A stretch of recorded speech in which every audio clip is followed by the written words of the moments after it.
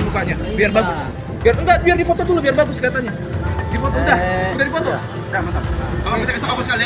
Ini instansi. Anggota Komisi Kepolisian Nasional, Kompolnas, Gufron, menyoroti kasus penganiayaan yang dilakukan oleh sejumlah oknum anggota polisi terhadap warga Ambon, Rizal Serang. Gufron menilai tindakan polisi dalam video yang beredar cukup berlebihan.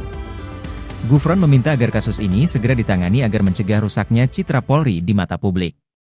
Gufron juga mengingatkan bahwa korban memiliki hak untuk melaporkan kejadian ini dan mendorong mekanisme internal kepolisian untuk menindaklanjuti. Kompolnas, kata dia, akan terus memantau proses penanganan kasus ini.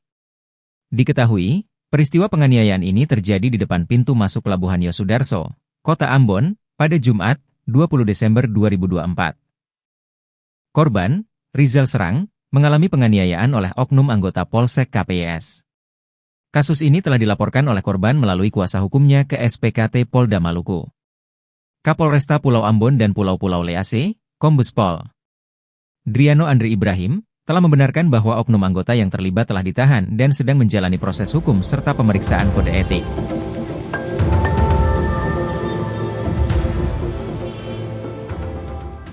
Download Tribun X sekarang, menghadirkan lokal menjadi Indonesia.